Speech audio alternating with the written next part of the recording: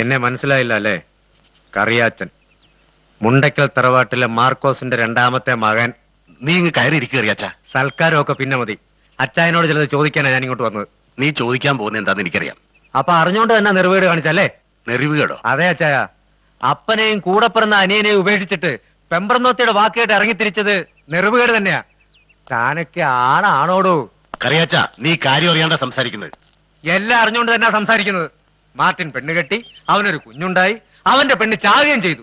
ദേ ഇപ്പൊ എല്ലാരും കൂടെ അവനെ ജയിലിലും ആക്കി. ആരും ആക്കിയതൊന്നുമല്ല, അവന്റെ സ്വഭാവം കൊണ്ട് സ്വയം ആയതാ. സ്വഭാവ ഗുണം. സ്വന്തം തെറ്റുകൾ മറച്ചു വെച്ച് മറ്റുള്ളവരെ കുറ്റപ്പെടുത്തരച്ചായ. ജാതിയും മതവും നോക്കാതെ ആർക്കും വേണ്ടാത്ത ഒരു പെണ്ണിനെ തന്റെ ഇടത്തോടെ കല്യാണം കഴിച്ച് വീട്ടിലേക്ക് കൊണ്ടുവന്നാണ് തെറ്റ്.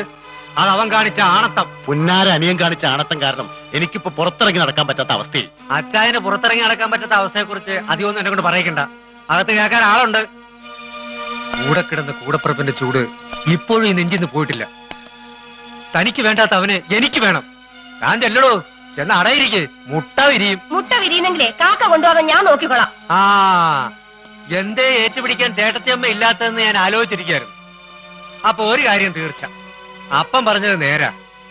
സാരിത്തുമ്പി കെട്ടിവലിച്ചോണ്ട് തന്നെ പോന്നിരിക്കുന്നു. ഓഹോ, ഈ കഥ പറയാനാണോ അപ്പം മോനെ വിളിച്ചു വരുത്തിയത്? ഇങ്ങനെ രേഷണിക്കാരൻ അപ്പൻ. ഞങ്ങളുടെ അപ്പനെ കുറിച്ച് അനാവശ്യം പറഞ്ഞോണ്ടല്ലോ ഇയാള് കേട്ട് നിൽക്കും. ഞാൻ സഹിക്കില്ല. സഹിക്കണ്ട, ആര് സഹിച്ചാലും ഇല്ലെങ്കിൽ എനിക്ക് ആവശ്യം എന്റെ ഭർത്താവും മോളുവാ. നാട്ടിലെ ഒരുപാട് കുടുംബങ്ങൾ ചില നശിച്ച സ്ത്രീകൾ വന്നു കയറിയത് മൂലം തകർന്നെന്ന് കേട്ടിട്ടുണ്ട്.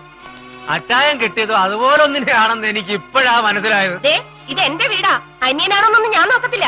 ഇറങ്ങിപ്പോണോന്നായിരിക്കും.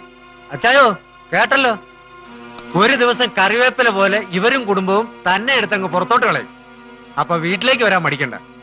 അച്ചായന് ഞങ്ങളെ വേണ്ടായാലും ഞങ്ങൾക്ക് അച്ചായനെ വേണം. ഞാൻ പോണു, എനിക്കെന്റെ മാട്ടിനിറങ്ങണം. കറിയാച്ച, ഞാനും വരുന്നടാ.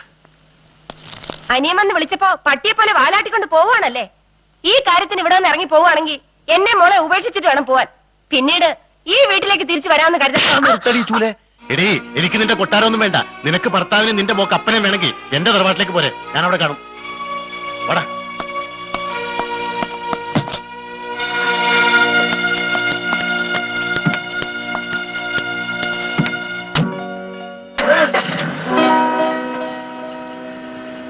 എന്താടാ നോക്കിയിരിക്കുന്നേ? കയറിക്കോ.